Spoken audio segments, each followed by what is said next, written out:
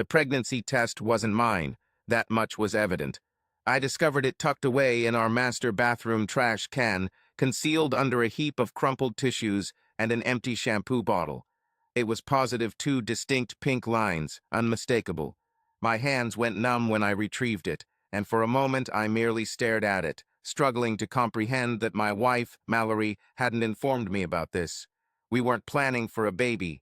In fact, she had been avoiding any form of intimacy with me for months. Headaches, long work hours, the desire for personal space, every excuse imaginable. Yet there it was. Evidence. Not merely of a pregnancy, but of something far more sinister. My thoughts whirled as I stood there, clutching the test, filled with anger and disbelief that makes your chest constrict until you can barely breathe. I knew Mallory well enough to know she did not make mistakes. She was calculating, always a step ahead, and if she'd allowed this to slip, it was because she believed I would never find it. Perhaps she was haughty enough to assume I wouldn't discern the truth.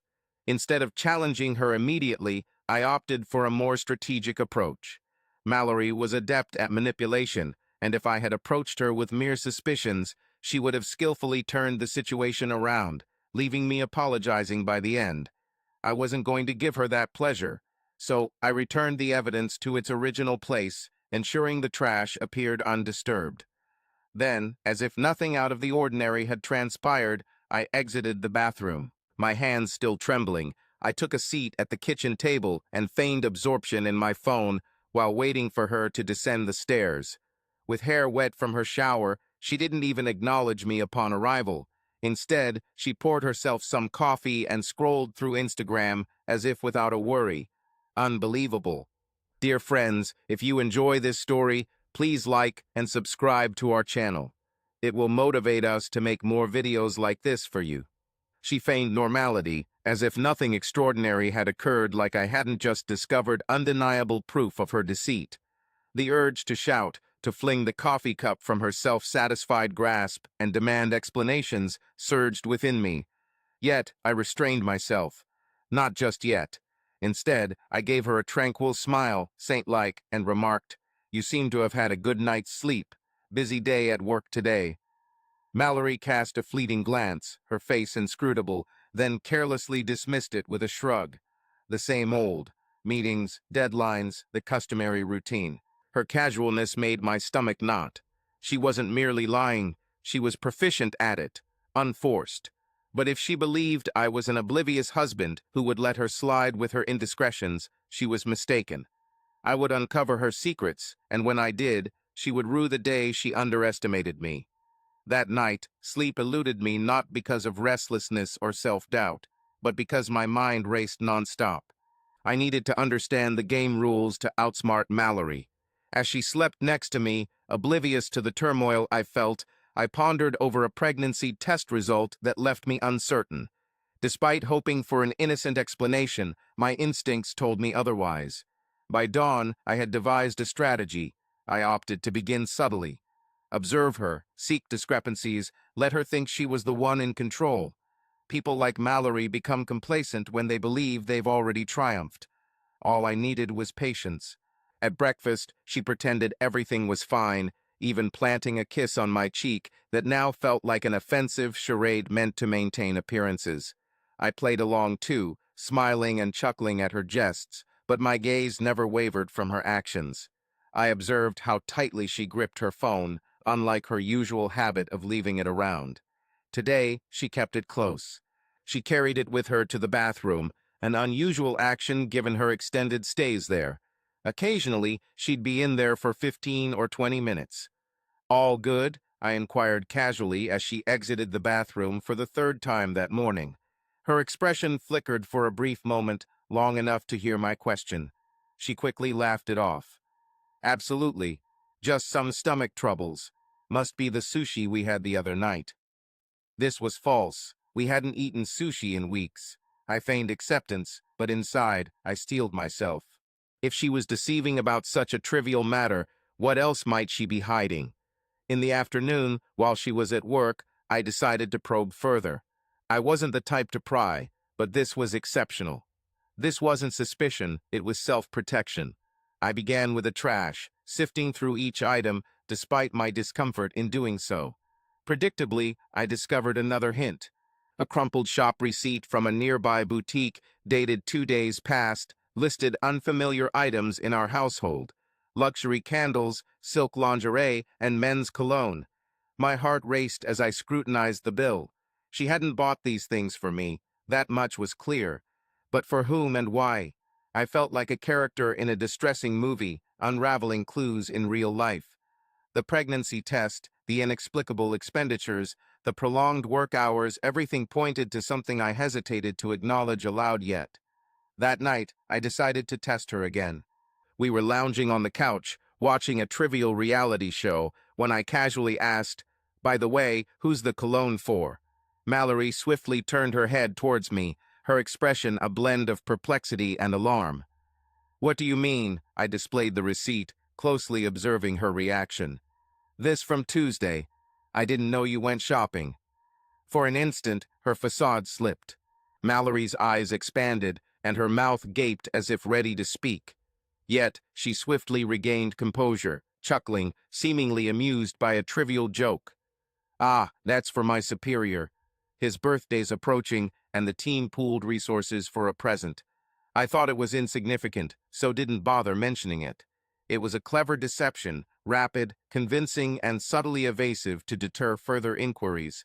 But it wasn't sufficient. Not this time. How thoughtful of you to initiate that," I commented, feigning belief. "I'm certain he'll cherish it." Mallory eased back onto the couch with a contented sigh, oblivious to my suspicion and anticipating steps ahead. This wasn't merely about exposing her. It was about ensuring that when revelations unfolded, she could not escape them. The next phase of my strategy aimed to corroborate what my intuition was asserting. Mallory harbored secrets, and I would no longer extend her the advantage of doubt. Should she opt for games, she'd quickly discern I wasn't the oblivious spouse she presumed me to be. The ensuing morning, post her departure for work, an unprecedented action unfolded. I trailed her. This was no haphazard choice. Her excessively late hours at work had become too frequent and convenient, prompting my curiosity to know her actual destination. I positioned myself down the street, concealed behind an antiquated pickup truck, out of her line of sight.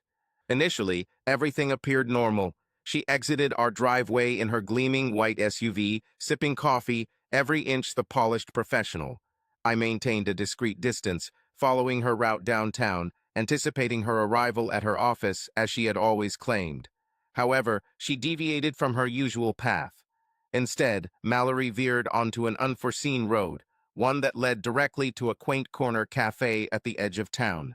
My heart began racing as I parked a block away, far enough to evade detection yet near enough to monitor her actions closely. She exited the vehicle, attired in an uncommon work attire, donning a freshly seen-fitted dress with high heels that resonated sharply against the sidewalk. My gut clenched as I recognized this wasn't a routine coffee break.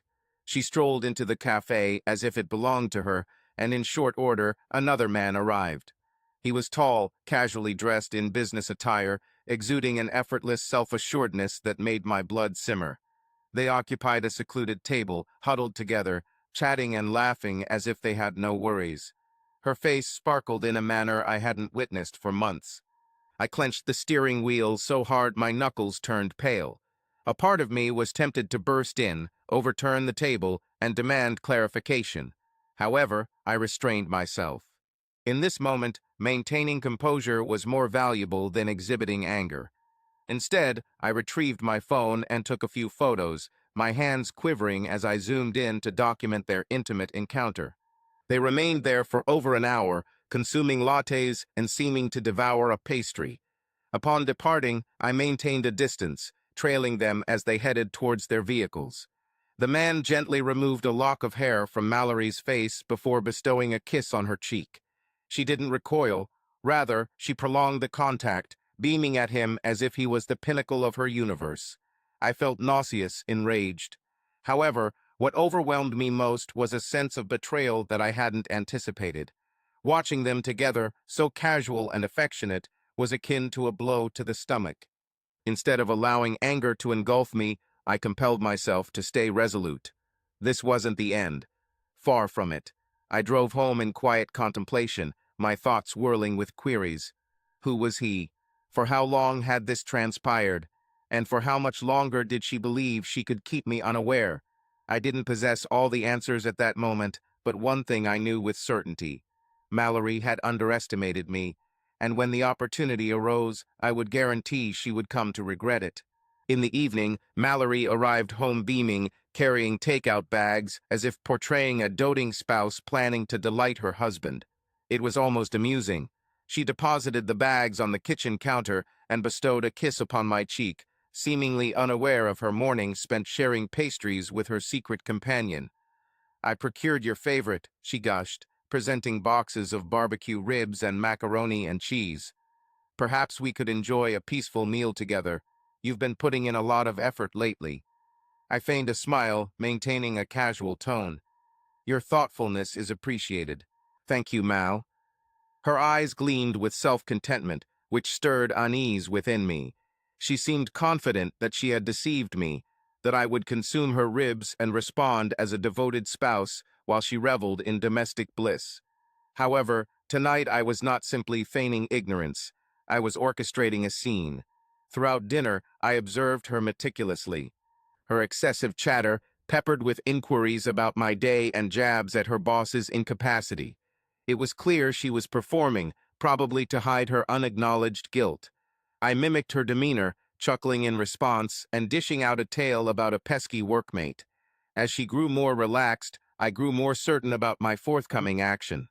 Once we were done eating, I cleaned up the dishes while she leaned against the counter, engrossed in her phone. I nonchalantly wiped my hands on a towel and inquired, "So, how's work lately? You appear to be busier than usual." She didn't seem to notice. "Ah, just the regular hustle.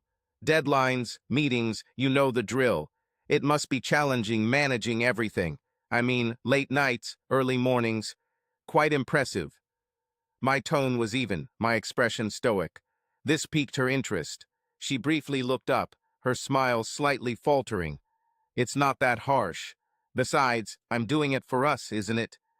"Constructing our future," I affirmed, nodding. "Reminds me of this morning, didn't you have that coffee meeting?" Mallory momentarily stiffened, but quickly hid it with a laugh. "Oh, merely some professional engagement. Nothing noteworthy." I leaned against the counter, folding my arms. "Intriguing. You never hinted at it before. Professional engagements. They seem comfortable." Her gaze narrowed, her smile faltering. "Ethan, why the inquisition? It was work-related. Why the unusual interest?" "Absolutely not," I replied, hands raised. "Simply curious, that's all." She scrutinized me closely, evidently trying to determine my intentions. After a moment of tension, she dismissed me with a shrug and resumed her focus on the phone, murmuring about my recent paranoia. However, I wasn't paranoid. I was meticulous. That evening, following Mallory's retirement to bed, I remained awake scrutinizing the images I had captured earlier. Each photo felt like a knife, piercing through any remaining belief in this being mere confusion. Her smiles, her proximity to him, the kiss, they were all clearly depicted with uncanny clarity. She was unaware that I was meticulously constructing my evidence, guaranteeing there'd be no escape when the truth eventually surfaced. Sleep eluded me that night, not due to anger, but because I was strategizing my next step. Mallory had been weaving her web of deceit for months, yet she failed to realize that I was preparing to dismantle it all. She believed herself invincible. She thought she outsmarted me. This would prove to be her fatal error. The following day, I concluded it was time to intensify my approach.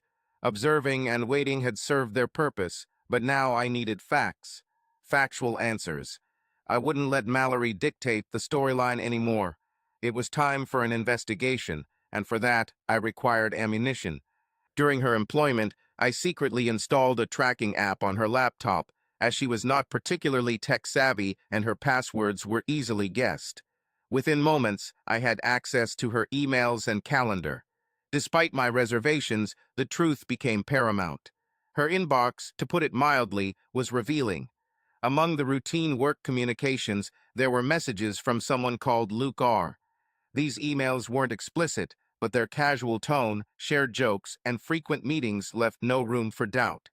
Luke wasn't just a colleague or an acquaintance. He was the man from the cafe. Her calendar, neatly arranged, was filled with work commitments, deadlines, and personal engagements. One particular entry stood out. Friday, 3 p.m., Dr. Carlson, prenatal checkup. My heart skipped a beat. Prenatal checkup. It appeared she had not only lied about being pregnant, but had concealed it completely. Behind my back, she concealed her pregnancy from me. The betrayal struck hard, but instead of letting fury control me, I zeroed in on the advantage it offered. This was my definitive evidence, something she couldn't manipulate or deny. However, I wasn't prepared to challenge her just then, not until I could bring everything crashing down at once. Later that day, I pursued the following piece of the puzzle: Luke.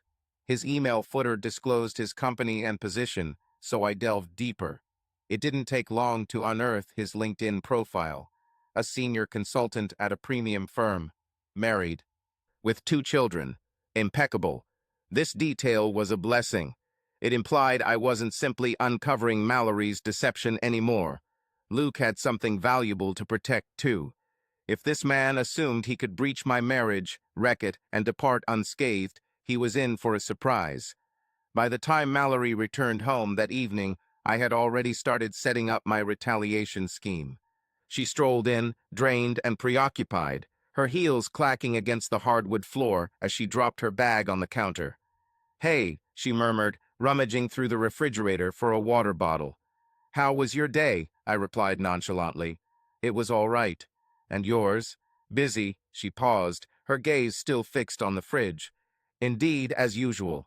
One meeting after another. Exhausted. Anything exciting happen?" I inquired, my voice even. She lifted her head for a moment before shaking it. "Nope, just the routine grind." Managing not to chuckle, I marveled at how fluently she spun those lies. "Almost. Good to know," I said, pasting a smile. By the way, I was contemplating leaving Friday afternoon to handle some personal matters. Would that be all right with you? Mallory barely glanced up. "Of course. Take care of what you need to." Unexpectedly, she was oblivious to my knowledge of her schedule, her appointment, and my intention to be present. As she casually settled on the couch, engrossed in her phone as if nothing had occurred, an unusual tranquility enveloped me. Mallory presumed herself invincible, but she was gravely mistaken. This wasn't merely about revealing her deceit, it was about ensuring she never forgot the consequences of betraying someone who believed in her. True to schedule, Friday rolled around, and I stood prepared. As always, Mallory departed for work at dawn, carrying her laptop bag, attired appropriately. She bid me farewell as if all was well, concealing an entire secret life from me. I responded with a smile, saw her off, and then got down to business. By 2:30, I was stationed across the street from the clinic, as marked on her schedule. The edifice was modest, unpretentious, nestled discreetly between a pharmacy and a dental office. I wasn't certain of what I hoped to discover, but instinctively, I sensed this moment would shatter everything. Awaiting in the car, my gaze fixed on the entrance, I observed a continuous flow of women entering and exiting, some solo, others accompanied. At exactly 2:58, Mallory's white SUV parked in the lot. She alighted, displaying signs of unease, as if she was aware her actions were clandestine. Then, there he was. Luke, standing by the entrance, neatly dressed in a pressed shirt and trousers. He carried a takeout coffee cup, an ordinary Friday gesture, it seemed. Mallory swiftly recognized him, her expression brightening in a manner that made my stomach twist. They greeted, not with a casual hug, but one lingering, revealing their bond. Grasping the steering wheel tightly, I restrained myself from acting rashly. This was it. The evidence. Watching them enter the clinic together felt like sealing my own fate. They believed they were invincible, lurking in unity. However, their arrogance was misplaced. Upon entering, I didn't present myself directly. Instead, I circled the building's perimeter, searching for an alternative entry point. A delivery door, possibly used by staff, was left ajar at the rear, and I slipped in unnoticed. The corridor was hushed, adorned with generic office doors and unremarkable medical notices. Whispers echoed down the hall, guiding me until I reached an only partially closed door. Peeking inside, I saw Mallory and Luke seated side by side, conversing with a doctor. Mallory's smile was radiant as she gently placed her hand on her abdomen while the doctor leafed through a chart. Luke appeared blissful, his every nod and question adding to the pinnacle of his joy. My blood simmered, desiring immediate confrontation and exposure, but I remained patient. This wasn't the appropriate setting or the opportune moment. Not yet. Instead, I took out my phone and began recording. Every word, every movement, every smile, all captured now on tape. Proof. Irrefutable, indisputable proof. I exited the clinic before they even noticed me, my heart racing with adrenaline and anger. In my car, I scrutinized each frame of the footage, every second adding fuel to the fire within me. This was no longer just about deceit, it was about humiliation, about dismantling the little make-believe world they'd constructed without me. By the time I reached home, I had a strategy. Mallory would pay for her actions. Not just against me, but against herself. And Luke, he wouldn't escape unscathed either. I wasn't merely planning to confront them. I was determined to demolish their entire facade. The weekend unfolded like a silent storm, the kind that everyone senses, yet no one can foresee. Mallory maintained an air of normalcy, smiling, chatting. On proposing dinner Saturday night, I pretended the model husband, but within me, I was orchestrating an unexpected move. My scheme was in place, and the initial action would transpire during our meal. She opted for a chic downtown Italian eatery, complete with expensive wine and melon-hued tables. She donned a deep crimson gown that I hadn't noticed before, complemented by heels matching the exact shade. She was breathtaking, which intensified the growing irritation under my composed facade. She played her part, feigning the spouse she hadn't been for months, and I allowed it. We were midway through our meal when I struck. "You know, I've been pondering our future a lot." Mallory looked up, her smile faltering momentarily before regaining composure. "Oh, what triggered that?" I casually leaned back in my chair. "I don't know. Perhaps it was something you said. Lately, you appear preoccupied, like there's something weighing on your mind that you might want to discuss." Surprised, you questioned my assumption, stating you've been swamped with work. I affirmed this, mentioning the late hours at the office, networking meetings, and out-of-town trips, all of which, you clarified, were work-related. However, your grip on the fork tightened noticeably, knuckles turning white, as I subtly hinted that I might not trust you. You expressed confusion, but my words seemed to be implying a lack of faith in you. "Mallory," I said, leaning closer and softening my voice, "I trust you to always put yourself first, to cover your tracks, to think highly of yourself compared to others. But there's something else I want you to understand. I'm not as naive as you might believe."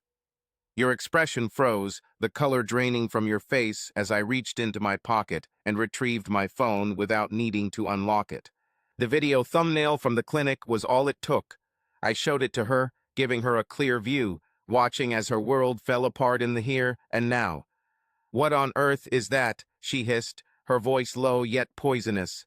"Oh, you're aware of what it is," I replied, my tone borderline mocking.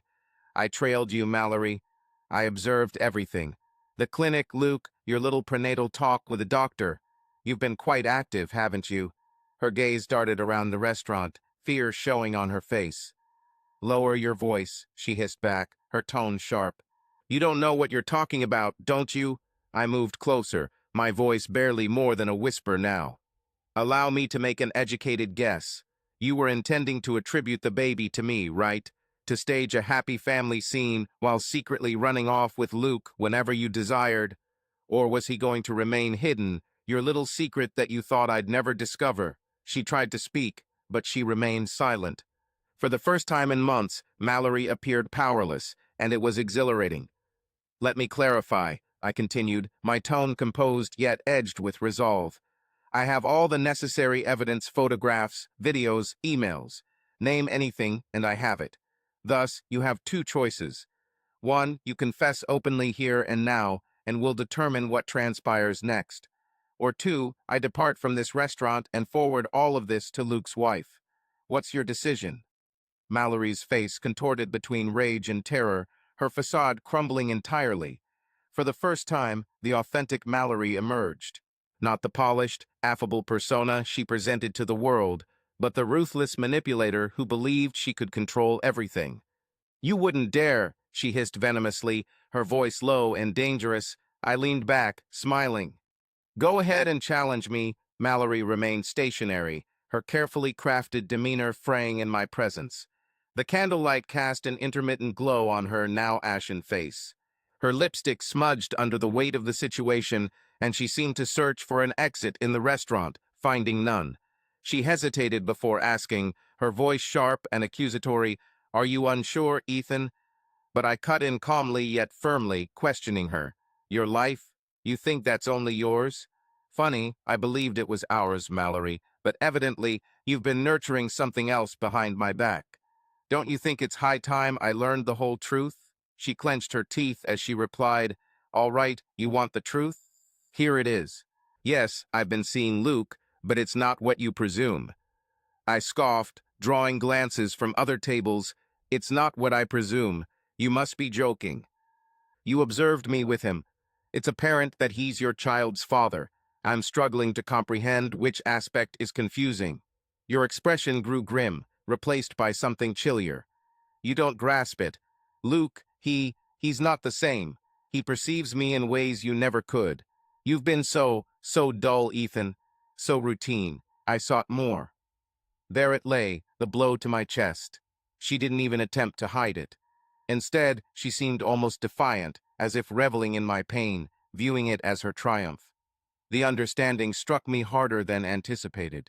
She wasn't merely lying to shield herself. She desired retribution for discovering her. I retreated, nodding slowly as her words registered. Dull, I echoed, speaking softly. Routine. Was that the reason? You tired of the man who sustained you, who constructed a life with you, and opted to share a household with someone else because you were bored? She bristled, her voice escalating despite an earlier effort to remain discreet. I was craving something novel, something thrilling. Don't pretend to be flawless. You've been aloof for months, engrossed in your own personal bubble. I let her remarks linger, then moved closer, meeting her gaze. If we're discussing distancing, consider this. You shutting me out for months, deceiving me to my face, and planning to make me rear another man's child. Is that the excitement you sought? Her countenance turned crimson with fury, but she remained silent. She couldn't. We both knew her actions lacked justification. I retrieved my phone once more, activating the screen to display the recording from the clinic. Look at this, I stated, exhibiting it. This is my safeguard. This will be sent directly to Luke's spouse if you attempt to manipulate this conversation or deceive me again. Without a moment's hesitation, I'll press send. Mallory's bravado faltered as the gravity of the situation became apparent. You wouldn't, she murmured, her voice trembling. Try me, I retorted coldly. You believed you could deceive me, Mallory. You assumed I wouldn't uncover your secret scheme. But here we are. So this is what will transpire. You will reveal everything to me. All of it. Then you must begin contemplating how to rectify this. If you don't, Luke's life will disintegrate, your reputation will be reduced to ashes, and your fairy tale will conclude in flames. Your turn, she stared at me, her eyes wide with fear, her hands clenched tightly around the table edge, as if to keep herself from shattering. For the first time in months, Mallory found herself speechless. I stood up, pocketing my phone. Take your time, Mallory, but don't take too long. Your time is running out, and I'm not inclined to be benevolent. Without giving her a chance to reply, I departed from the restaurant, leaving her speechless. The chilly night air met my face as I exited, and for the first time in months, I felt a sense of control. Mallory had played her part. Now it was my turn to play mine. Upon returning home, I didn't wait for Mallory. I mixed myself a drink, settled at the kitchen table, and began drafting the final stages of my scheme. She believed that the dinner confrontation marked the climax, but she had no clue what lay ahead next. The falsehoods she spoke, the betrayal she masterminded, and the insolence she displayed, it was all about to crumble down on her. By the time she entered through the door, her heels clicking against the floor, I was prepared.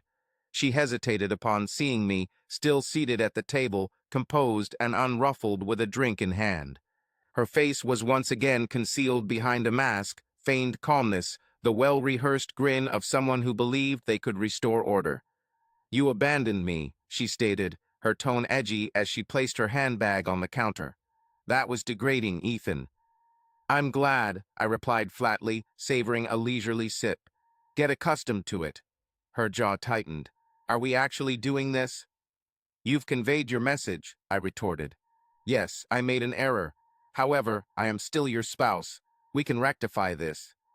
I chuckled, a sound as frosty as it was bitter that made her wince. "Rectify this? Mallory, this is not a damaged vase. You didn't make a mistake. You lied, you were unfaithful, and you tried to compel me into raising another man's child. There is no rectifying this." She folded her arms, her gaze sharpening. "Very well. If you wish to terminate things, go ahead. But let us not feign that you are an innocent victim here. You've been detached for months, Ethan. You pushed me away. You gave up. Perhaps if you had given more consideration, none of this would have transpired." Again, the diversion, the gaslighting, an audacious effort to blame my betrayal on me. But I didn't fall for it. Instead, I rose up, looming over her, and confronted her stare directly. "It's amusing you claim that," I said, my voice eerily composed. "Because I've been vigilant, like when I caught you leaving work early to meet Luke, or when I discovered the team gift was actually a cologne for him, or most notably, when I saw both of you walking into that clinic for your prenatal appointment. Yes, Mallory, I've been observant." Her complexion paled, and for the first time, I noticed genuine fear in her eyes. She attempted to argue, but I stopped her. "You understand," I continued, circling the kitchen at a slow pace. "I wasn't planning to make things messy. I thought maybe I'd just leave, let you handle the consequences alone.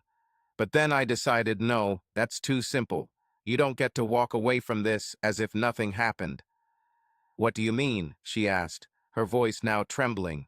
Ceased wandering, I retrieved my phone once more, elevating it to let her view the display. "I've gathered everything, Mallory. The photographs, the recordings, the messages. Furthermore, Luke's wife is just a click away from viewing it all." Her eyes grew wide with alarm. "Ethan, you can't," she protested. "Yes, I can," I countered. "And I will, unless, of course, you want to simplify this for me." She stared at me, her hands shaking as she attempted to keep her cool. "What do you desire?" she eventually asked, her voice barely audible. "Initially, I demand the truth," I responded, my voice stern. "Every last detail. No more falsehoods, no more stratagems. And secondly, I want you gone. Gather your belongings, move in with Luke, or wherever you choose to go. But you're done here. This is my home, and I no longer wish to share it with you for another moment." She shook her head, tears brimming. "You're being unreasonable. We can find a solution." "Unreasonable," I retorted, my voice escalating for the first time. "It's not my unreasonableness you should question. You deceived, you betrayed, and you attempted to ensnare me in your predicament.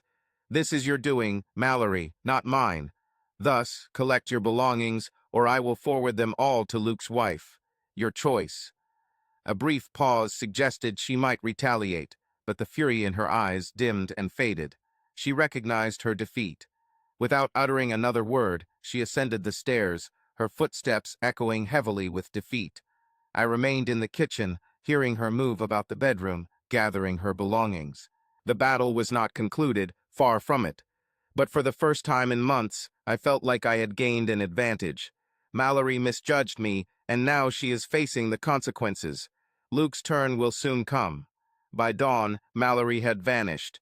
She didn't bid farewell, left no message, just collected her things and departed as a silent ghost in the night. From the upstairs window, I watched her car leave our driveway, a complex blend of anger and relief stirring within me.